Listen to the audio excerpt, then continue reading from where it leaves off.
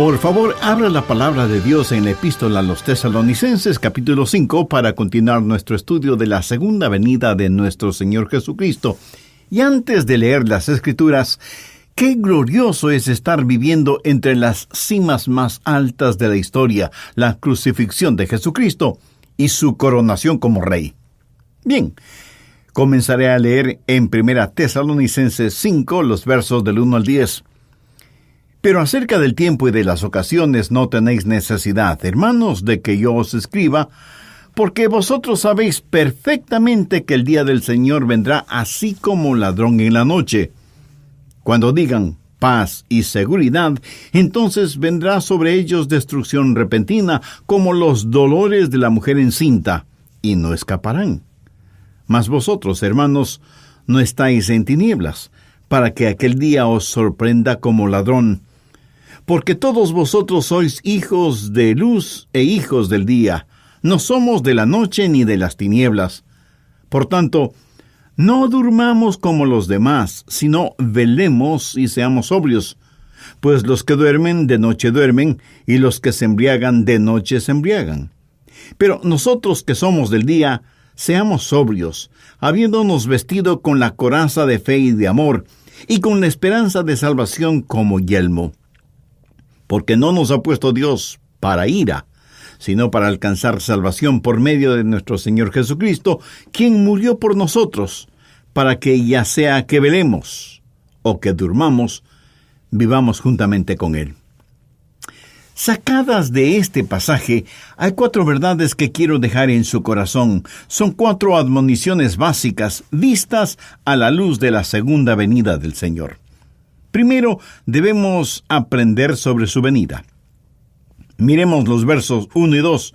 Pero acerca del tiempo y de las ocasiones, no tenéis necesidad, hermanos, de que yo os escriba, porque vosotros sabéis perfectamente que el día del Señor vendrá así como ladrón en la noche. Y eso es lo que yo quiero para usted, que sepa perfecta y completamente. Es evidente que el apóstol Pablo ya había instruido a esos hermanos acerca del regreso del Señor, y al respecto ellos habían aprendido 2 cosas: la certidumbre o certeza de su venida y la incertidumbre del cuándo. Por eso el apóstol habla de los tiempos y las ocasiones, y lo que les está diciendo es que no les iba a dar una fecha. Aquí quiero decir enfáticamente que cualquiera que pone fecha para la segunda venida de Cristo está caminando peligrosamente en el campo de la blasfemia. Porque la Biblia enseña, en las palabras del mismo Señor Jesucristo, que el día y la hora de su regreso nadie lo sabe, sino únicamente su Padre. Antes de que Jesús ascendiera a los cielos, sus discípulos le preguntaron eso. Veamos Hechos 1, versos 6 y 7. Entonces los que se habían reunido le preguntaron diciendo: Señor, ¿restaurarás el reino a Israel en este tiempo? Y les dijo: No os toca a vosotros saber los tiempos o las sazones que el Padre puso en su sola potestad. Nadie sabe ni el día ni la hora del regreso del Señor. Al aprender de la segunda venida de Cristo, usted debe saber de la certeza de su retorno y de la incertidumbre de la fecha. Él vendrá como ladrón en la noche. Y algunos de ustedes me preguntarán: Pastor Rogers, ¿por qué Jesús no ha regresado todavía? Permítame contestarle con las palabras del apóstol Pedro: el Señor no retarda su promesa, según algunos la tienen por tardanza, sino que es paciente para con nosotros, no queriendo que ninguno perezca, sino que todos procedan al arrepentimiento. Este mismo momento, las furiosas aguas de la ira de Dios golpean fuertemente contra la represa de la misericordia de Dios. Y uno de estos días, esa represa cederá, y el juicio de Dios se llevará a cabo. Con el Señor un día es como 1000 años, y 1000 años como un día. Y alguien dirá: pero ya han pasado más de 2000 años de la promesa de su retorno. Mi amigo, eso quiere decir que estamos más de 2000 años más cerca de su venida. ¿No le parece? Mire, Dios nunca se adelanta, pero tampoco jamás llega tarde. Jesucristo vino a tiempo, murió a tiempo, resucitó a tiempo, ascendió a los cielos a tiempo y regresará a tiempo. No nos es dado a nosotros el conocer los tiempos y las sazones que solo el Padre sabe en su sola potestad. Dicen que la educación es costosa, pero permítame decirle que la ignorancia es más costosa aún. Por esa razón Pablo dice: no queremos, hermanos, que ignoréis todo lo que está relacionado con la segunda venida del Señor Jesucristo. Y por eso quiero que sepa que el retorno del Señor no es un hecho incidental en la palabra de Dios, sino más bien es un hecho fundamental. Muchísimas veces la Biblia nos dice que Jesús regresará a la tierra. Y si usted quiere que las profecías del Antiguo y Nuevo Testamentos inflamen su corazón y su vida, aprenda las maravillosas verdades de la segunda venida de Jesús. Segundo, debemos velar por su venida. ¿Por qué? Porque Él puede regresar en cualquier momento. Pablo dice: porque vosotros sabéis perfectamente que el día del Señor vendrá así como ladrón en la noche. Algunos de quienes me escuchan dirán: pastor, yo estoy muy bien. Usted no va a lograr que me emocione sobre este asunto. Yo estoy en perfecta paz conmigo mismo. ¿Así lo cree? Pues mire lo que dice 1 Tesalonicenses 5, los versos 3 y 4. Cuando digan paz y seguridad, entonces vendrá sobre ellos destrucción repentina, como los dolores de la mujer encinta, y no escaparán. Mas vosotros, hermanos, no estáis en tinieblas, para que aquel día os sorprenda como ladrón. Cuando Jesucristo regrese, habrá el rapto de la iglesia. La iglesia será arrebatada para encontrarse con el Señor en el aire, porque el Señor mismo, con voz de mando, con voz de arcángel y con trompeta de Dios, descenderá del cielo, y los muertos en Cristo resucitarán primero. Luego nosotros, los que vivimos, los que hayamos quedado, seremos arrebatados juntamente con ellos en las nubes para recibir al Señor en el aire. Los dos primeros versos de Joel 2 dicen: tocad trompeta en Sión, y dad alarma en mi santo monte. Tiemblen todos los moradores de la tierra, porque viene el día de Jehová, porque está cercano. Día de tinieblas y de oscuridad, día de nube y de sombra, que sobre los montes se extiende como el alba. Vendrá un pueblo grande y fuerte. Semejante a él no lo hubo jamás, ni después de él lo habrá en años de muchas generaciones. ¿Qué es lo que el profeta Joel está diciendo? Él dice: haced sonar la alarma, el día del Señor viene, y nunca ha habido un día como ese. Busque Jeremías capítulo 30, verso 7. Ah, cuán grande es aquel día, tanto que no hay otro semejante a él, tiempo de angustia para Jacob, pero de ella será librado. Aquí Jacob significa los judíos. O sea que los judíos vendrán al conocimiento de Dios durante la tribulación. Daniel 12:1. Y será tiempo de angustia, cual nunca fue desde que hubo gente hasta entonces. Mateo 24:21. Jesús dijo: porque habrá entonces gran tribulación, cual no ha habido desde el principio del mundo hasta ahora, ni la habrá. Nunca ha habido un tiempo como ese. Y a eso se refiere el apóstol Pablo cuando dice que el día del Señor se acerca como ladrón en la noche. Si Jesucristo viniera este momento, aquellos que son salvos serían arrebatados, pero los que se queden tendrían que enfrentar la gran tribulación, o sea, el día del Señor, que será un tiempo como nunca antes ha habido. Usted puede tomar todos los horrores que este mundo ha conocido, y todos ellos juntos no serán ni un pálido reflejo de lo que será el día del Señor. Entonces, primero, será un día solemne. Segundo, será un día de sorpresas. Pablo dice que Jesús vendrá como ladrón en la noche. La gente estará viviendo con una sensación de paz y de seguridad. Por eso, yo no creo que la iglesia experimentará la gran tribulación. El mundo será tomado por sorpresa cuando la gente esté viviendo normalmente sus vidas y el Señor regrese. Y Jesús dijo que esos días serán como los de Noé.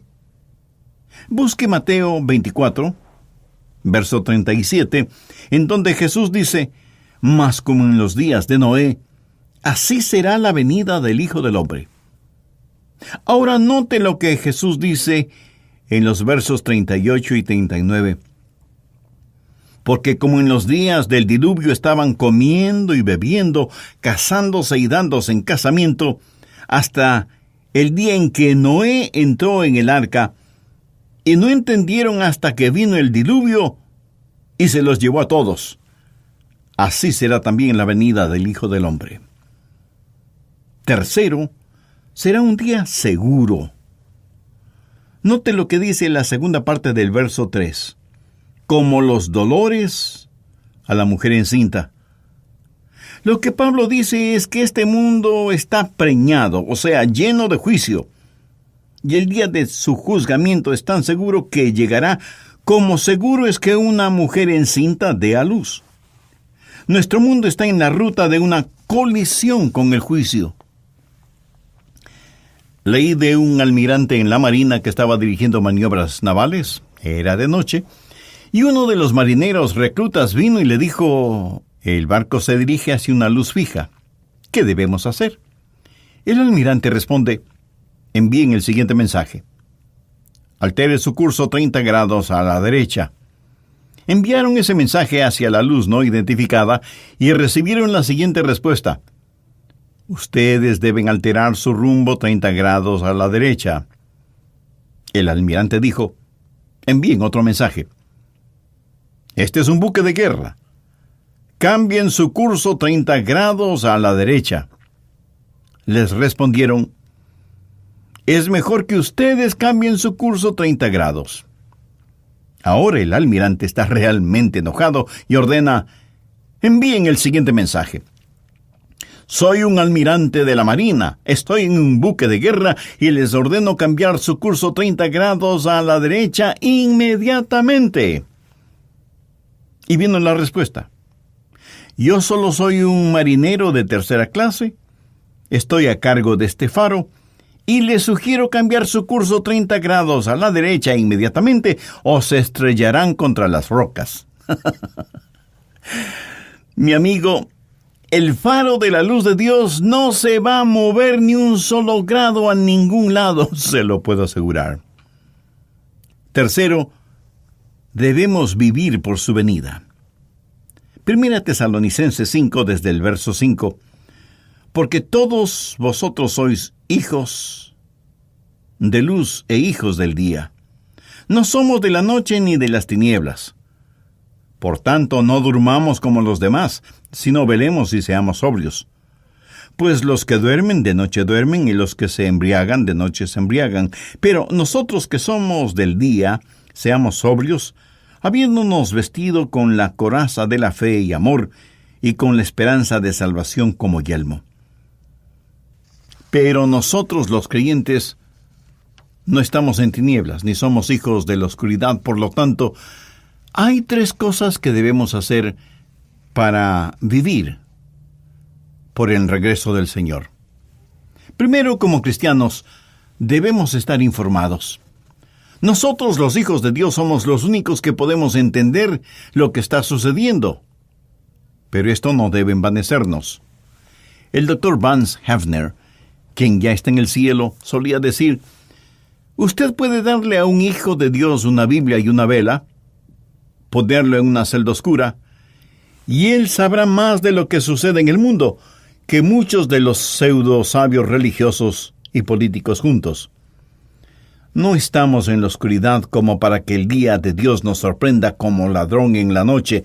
Somos hijos de luz, no de las tinieblas». Y la única manera de ser hijos de luz es siendo hijos de Dios. Y solo podemos ser hechos hijos de Dios al arrepentirnos de nuestros pecados y recibir al Señor Jesucristo en nuestras vidas. Por lo tanto, hay 3 cosas que debemos hacer para vivir por el regreso del Señor. Primero, como cristianos, debemos estar informados. Segundo, como cristianos, debemos estar despiertos. Mire lo que dice el verso 6, por tanto, no durmamos como los demás, sino velemos y seamos sobrios. Necesitamos estar despiertos y alertas. ¿Sabe cuál es el problema con muchas iglesias en nuestros días? Que ya no predican la segunda venida de Jesucristo. Piensan que es una doctrina rara y obsoleta. Y muchos de los mensajes modernos no pasan de ser cuentitos de hadas y canciones de cuna. Mientras tanto, el reloj de alarma de Dios está sonando en todo el mundo. Y Dios está diciendo a su iglesia corporativamente y a cada creyente individualmente, «Despierten». Me da la impresión de que muchos creyentes van a sus iglesias con un letrerito colgado a su cuello que dice, «Por favor, no moleste».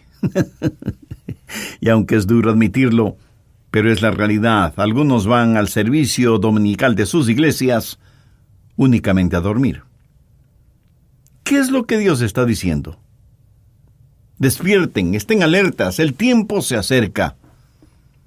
Tercero, como cristianos, debemos estar alerta y vestidos. El verso 8 dice, pero nosotros que somos del día. El apóstol está haciendo referencia a aquellos que saben que es tiempo de despertarse, levantarse y prepararse. ¿Cómo debemos vivir en esta época en la cual vivimos? Vistiéndonos con la coraza de la fe y de amor, y con la esperanza de salvación como yelmo. Amor hacia Dios y amor hacia el prójimo, protegiendo nuestro corazón con el escudo de la fe y protegiendo nuestros pensamientos con el yelmo o casco de la esperanza. ¿Qué significa vestido con la coraza de la fe y amor y con la esperanza de salvación como yelmo? ¿Significa que usted espera ser salvo, no tiene la absoluta seguridad, pero tiene la esperanza de salvarse? De ninguna manera. Aunque lo he dicho muchas veces, vale la pena el repetirlo una vez más. Cuando la Biblia usa la palabra esperanza, no la usa en el sentido en que la mayoría de las personas la utilizan. Por ejemplo, 2 jóvenes conversan de su deporte favorito y uno de ellos dice, ¿crees que nuestro equipo ganará el juego? Y el otro responde, espero que sí. La palabra bíblica esperanza es una certeza divina basada en la palabra de Dios. ¿Me escuchó? La palabra esperanza en la Biblia significa una certeza divina basada en la palabra de Dios. Por ejemplo, la segunda venida del Señor Jesucristo se la identifica como la bendita esperanza. Eso no significa que tal vez Él pudiera regresar. Significa que casi no podemos esperar que Él retorne y sabemos positivamente que Él vendrá porque es una promesa de Dios y está en su palabra. Y usted debe vestirse con esta esperanza de salvación, esta divina certidumbre basada en la palabra de Dios. Anote 1 de Juan 5:13.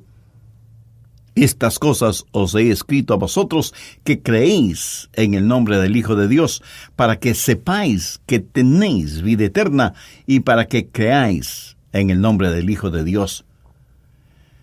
Yo estaría paralizado de terror si viviera en este mundo sin tener la absoluta seguridad de que soy salvo. Así que es mejor que usted proteja su corazón, proteja su mente, esté siempre vestido con la coraza de la fe y del amor y con el yelmo de la esperanza de salvación basado en la palabra de Dios. ¿Cómo debemos vivir frente a la realidad de la inminente segunda venida del Señor Jesucristo? Debemos estar alertas, despiertos, vestidos y listos para la acción, permaneciendo sobrios y animándonos unos a otros, edificándonos unos a otros. Sinceramente anhelo que usted esté entendiendo esto, no solo académicamente, en su mente, sino espiritualmente, en su corazón. ¿Sabe que Dios tiene un propósito al haberle permitido a usted el escuchar este mensaje? Porque este mensaje, mi amigo, no es un concurso de oratoria, ni este programa es un club para socios de la Academia de la Lengua, ni somos una agrupación esotérica que nos gusta hablar de temas interesantes. Estoy compartiendo con usted la preciosa y verdadera palabra de Dios, y Dios nos está diciendo a usted, a mí, a nosotros, despierten, estén listos. El día del Señor se acerca. Así que no solo debemos aprender sobre su segunda venida, no solo debemos velar por su segunda venida, no solo debemos vivir para su segunda venida, sino que en cuarto lugar debemos anhelar su segunda venida. Necesitamos desear su regreso. Veamos los versos 9 y 10 de Primera Tesalonicenses. Porque no nos ha puesto Dios para ira, sino para alcanzar salvación, por medio de nuestro Señor Jesucristo, quien murió por nosotros, para que, ya sea que velemos o que durmamos, vivamos juntamente con Él. Yo no puedo hablar por usted, por supuesto, pero en cuanto a mí, yo anhelo, deseo ver cara a cara a aquel que murió por mí en la cruz del Calvario. Ansío ver al Señor Jesucristo. Casi no puedo esperar cuando mi fe se transforme en vista. Quiero estar con aquel que, sin haberle visto, le amo profundamente, y en quien me regocijo con gozo indescriptible y lleno de gloria. Oh, cuánto anhelo la segunda venida de Jesucristo. Y si no estoy físicamente en esta tierra para verla, eso quiere decir que ahí estaré gozando de su presencia y amistad en el cielo. En cualquiera de los dos casos, qué futuro maravilloso es el que me espera. Un mensaje bíblico como el presente ocasionará que alguien me pregunte: Pastor, ¿está tratando de asustarme? Mi amigo, solo si usted no es salvo se asustará. Si es salvo, estoy tratando de animarle. Mire lo que dice el verso 11. Por tanto, animaos unos a otros y edificaos unos a otros, así como lo hacéis. Y no hay verdad más animadora ni consoladora que la segunda venida de nuestro Señor Jesucristo. ¿Por qué necesitamos ser consolados y por qué anhelamos el regreso de Jesús? Porque la iglesia del Señor va a ser arrebatada antes de la gran tribulación, antes de que el día del Señor se haga realidad. Ahora veamos 3 razones de por qué la iglesia no estará aquí en la tierra durante la gran tribulación. La primera razón es la palabra explicación. Tenemos una explicación en el verso 9, porque no nos ha puesto Dios para ira. Recuerde que la tribulación será el gran día de la ira de Dios. Pero Dios no nos ha puesto para ira. Veamos un momento 1 Tesalonicenses 1, versos 9 y 10. Porque ellos mismos cuentan de nosotros la manera en que nos recibisteis y cómo os convertisteis de los ídolos a Dios, para servir al Dios vivo y verdadero y esperar de los cielos a su Hijo, al cual resucitó de los muertos, a Jesús, quien nos libra de la ira venidera. Ahora, la ira venidera es la gran tribulación. Cuando Jesús regrese, nos librará de la ira venidera. Al ver que ese día se aproxima, necesitamos anhelar la segunda venida del Señor para que nos libre de la ira del Padre. Los hijos de Dios son los recipientes de la disciplina de Dios.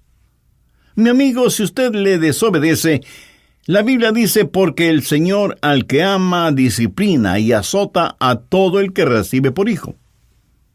Pero no es la ira de Dios. Es la disciplina de Dios ejercitada sobre sus hijos. La ira de Dios va a ser derramada sobre este mundo después del rapto de la iglesia. Así que la razón número 1 es la explicación que nos da el verso 9, porque no nos ha puesto Dios para ira.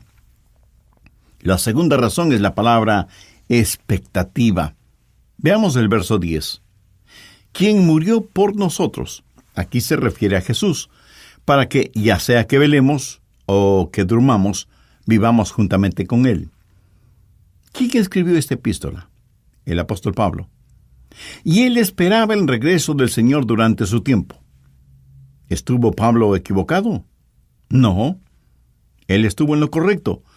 Cada creyente debería estar a la expectativa del retorno de Cristo durante su vida. No hay señales ni tribulación, nada va a suceder, el templo no será reconstruido, no aparecerá el anticristo, no habrá ningún pacto con el pueblo de Israel. Si estas cosas suceden, solo son eventos que están proyectando su sombra, adelantándose al tiempo. Pero escúcheme. Usted no debe estar esperando ver ninguna señal. Usted debe estar esperando el regreso de Jesús en cualquier momento. Recuerde que la explicación es que Dios no nos ha puesto para ira, y que la expectativa es que estemos esperando el regreso de Jesús, quien vendrá como ladrón en la noche, o sea que puede venir en cualquier momento. La tercera razón es la palabra exhortación. Verso 11. Por lo cual, animaos unos a otros y edificaos unos a otros. Es obvio que no tendríamos ningún consuelo si sabríamos que, en vez de estar esperando la segunda venida del Señor, solo estaríamos esperando la gran tribulación. Pregunto, ¿qué consuelo puede haber en esperar una época de tribulaciones como nunca antes la ha visto el mundo? Se puede imaginar a alguien quien, cerrando la Biblia, diga, «Oh, sí, ven tribulación», en vez de decir, «Oh, sí, ven, Señor Jesús». En términos generales, de lo que yo sé, ningún ser humano prepara una fiesta para dar la bienvenida a la muerte y a la sepultura. Los creyentes debemos estar esperando el regreso de nuestro Señor y Salvador y debemos anhelar ese retorno en forma ardiente.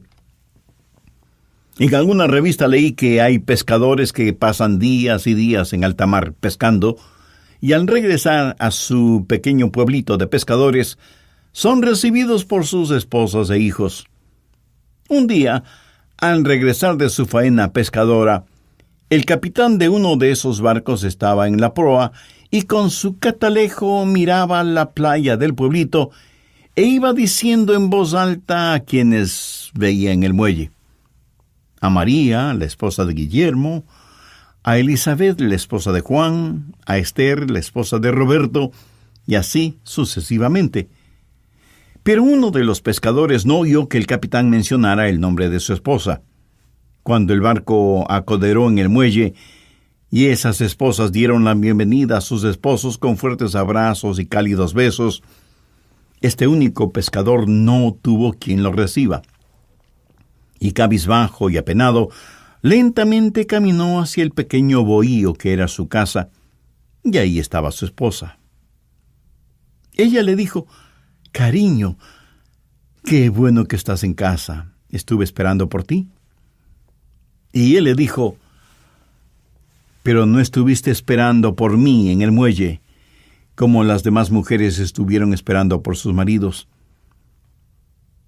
Mi amigo, no solo debemos estar esperando por Jesús, debemos estar velando por su llegada. La Biblia dice que hay una bendición especial para aquellos que están velando por el regreso del Señor. Debemos cada día aprender más y más sobre su venida. Debemos velar por su venida y debemos vivir por su venida y debemos anhelar, desear intensamente su venida. Creo que nuestra oración cotidiana al final de cada día debe ser, «Señor Jesús, ven pronto». Es mi más sincero anhelo que muchos de ustedes que escuchan este programa puedan decir, «Pastor Rogers, si Jesús viniera ahora mismo, sé que soy salvo. Tengo la divina certidumbre de que estoy absolutamente listo para el rapto. Alabo a Dios por cada uno de ustedes que tiene esa seguridad. Pero habrá muchos oyentes que no pueden decir lo mismo porque aún no tienen una relación personal con el Señor Jesús, porque todavía no le han recibido en su corazón como Salvador y Señor. Quien quiera que usted sea, donde quiera que esté, si tiene un profundo deseo de hacer una decisión espiritual por Cristo ahora mismo, le invito a que converse con Dios por medio de una sencilla oración. Permítame guiarle en esa oración, pero use sus propias palabras. No trate de ser gramaticalmente correcto, simplemente converse con Dios en forma natural. Puede orar en voz alta o en voz baja, o lo puede hacer silenciosamente, en la intimidad de su corazón y de su mente. Padre eterno, sé que soy pecador y que necesito salvación. Ayúdame a entender totalmente que Jesús, tu amado Hijo, derramó su sangre y murió en la cruz para pagar con su propia vida la culpa de todos mis pecados, no solo para perdonarme, sino también para salvarme y limpiarme. Señor Jesús, con fe como la de un niño, te invito a que vengas a morar en mi corazón y seas mi Salvador y mi Señor. Te entrego el control total de mi vida. Tú eres el alfarero y yo soy el barro. Hazme la clase de persona que tú quieres que sea. Ayúdame mediante tu Santo Espíritu a conocer cada día más tu palabra para conocerte mejor a ti y obedecerte en todo. Ayúdame a vivir apercibido y anhelando tu regreso, sea que yo lo vea mientras me tienes con vida en esta tierra, o sea que determines que sea parte del rapto. Y porque tú, Jesús, moriste por mí, yo quiero vivir para ti.